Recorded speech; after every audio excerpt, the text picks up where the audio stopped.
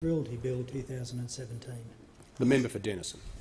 Speaker, I present the live animal export prohibition ending Cruelty Bill 2017 and the explanatory memorandum.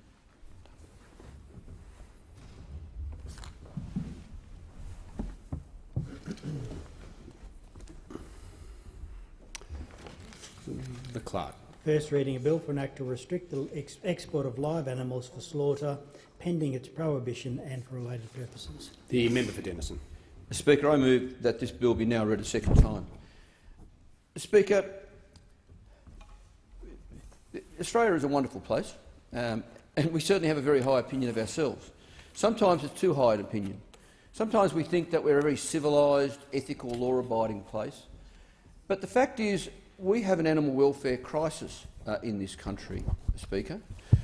Now, some people might think, oh, I'm over-egging that a little bit, but I'm not. And I'm not just talking about the substantive matter that this bill concerns itself with in the live animal export trade. I'll get to the substantive matter shortly. But first of all, to speak to my point that we have an animal welfare crisis, let's look at some of the let's look at some of the facts. Take egg production. You know, we go to the supermarket now and we see lots of free-range eggs there on display. But the fact is that about half of the eggs sold in supermarkets currently are not free-range. And in fact, the majority of eggs in this country are actually used in the industrial production of food, and the vast majority of them are not free-range, produced by free-range hens. So the fact is that the vast majority of egg production in this country is from hens who are stuck in a little wire cage for their miserable life. And we say that we are an ethical country that treats animals well. And even those that hens that are in so-called free-range conditions, the standards that's being applied to them is appalling. The industry thinks it's free-range to have 10,000 hens per hectare. That's one chook per square metre. That's not free-range by any reasonable measure. The standard should be no more than 1,500 hens per hectare. That would be much more to do with the ethical production of eggs. So that's the egg production. What about pork production? Now, yes, sow stalls are being phased out throughout the country, but it's interestingly that currently they are only banned in two states. In Tasmania, or one state, Tasmania, and in the ACT. In the rest of the country, they're still legal. Well, thankfully the industry is phasing them out, but the industry refuses to phase out farrowing crates, which are themselves terribly cruel. They're not much bigger than the sow. There's no capacity for them to, with some straw to make a little home for themselves, to live any sort of half-decent life. What about greyhound racing? Now, there's been much said about greyhound racing, Speaker, in this country in recent times, and for one brief moment we thought the Premier of New South Wales would show, or the former Premier of New South Wales, would show a bit of backbone, respond to all of the evidence about the systemic cruelty in the greyhound racing industry, finally respond to the public concern about the cruelty, the fact that thousands, more than 10,000 healthy greyhounds are put down each year because they're not wanted or they don't run fast enough. The fact that live baiting, supposedly outboard, but widely conducted. Everyone in the industry knows that. Even the people that aren't directly involved in live baiting, they send their young dogs off to a breaker, and those people, the owners of those dogs, know full well what that breaker is getting up to and the fact that he or she is probably using live baiting. And we had that brief moment of hope when the former Premier of New South Wales said he'd do something about it. And the first time a bit of pressure was applied, the first time someone put a blowtorch to his feet, he turned to mush, turned to jelly and rolled over, and the opportunity was lost. What about thoroughbred racing?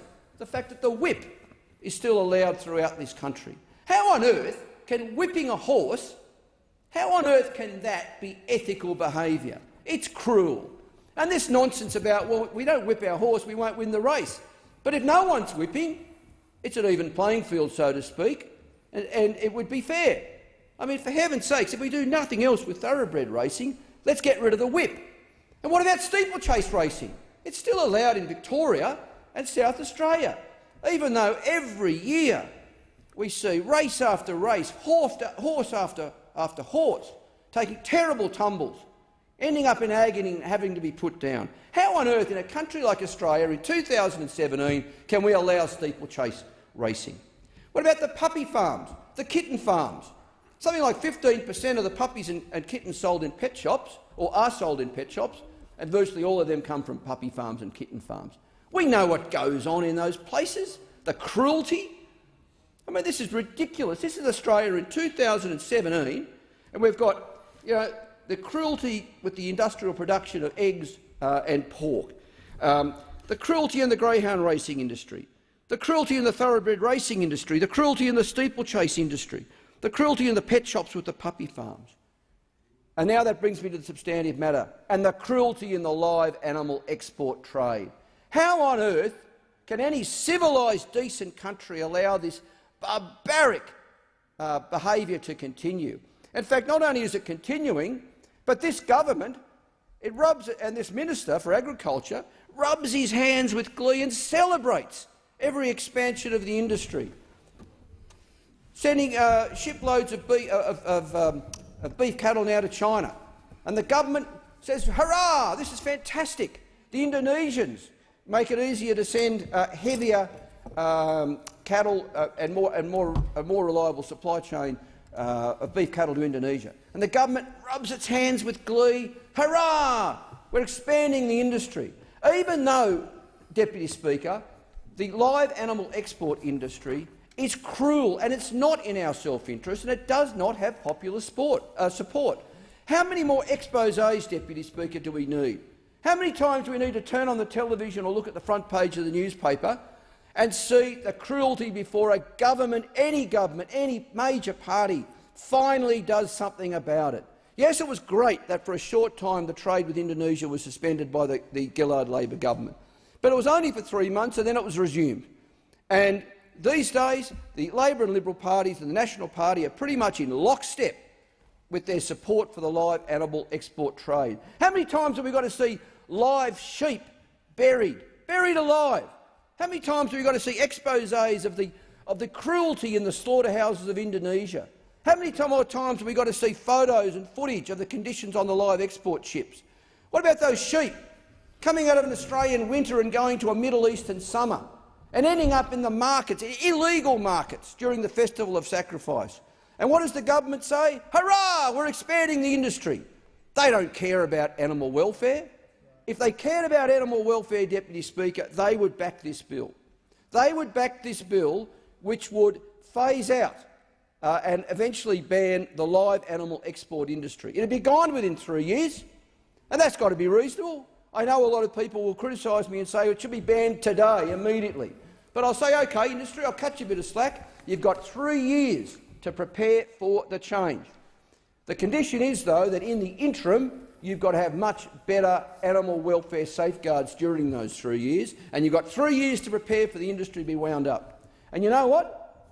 It'll be a better red meat industry in this country, because all of a sudden we won't be relying on a cheap product going overseas, no value added, an industry constantly under political pressure because of the systemic cruelty that is exposed week after week about what goes on in that industry.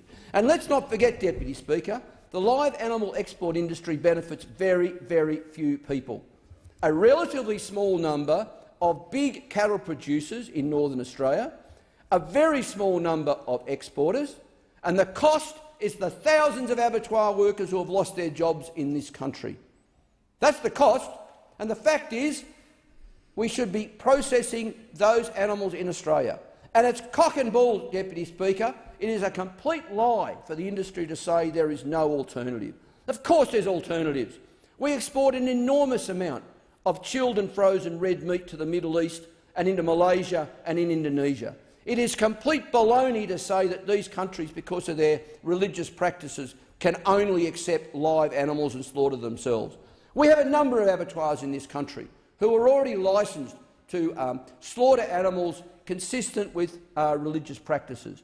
These Islamic countries are already buying enormous amounts of value-added red meat that's been processed in this country. It has employed Australian workers, and it's been done relatively ethically to world's best standards in this country. As opposed to, we throw all these thousands of sheep, thousands of cattle on these huge boats in the most appalling conditions, and we let them sail off into the sunset. And who cares about the conditions when they get to the feedlots and the conditions in the slaughterhouses? Deputy Speaker, it is way beyond time. I think half a dozen or so bills I've now sought to move in this place, and almost none of them have had the agreement of the government or the alternative government to be debated. Let's at least get behind this one. Let's at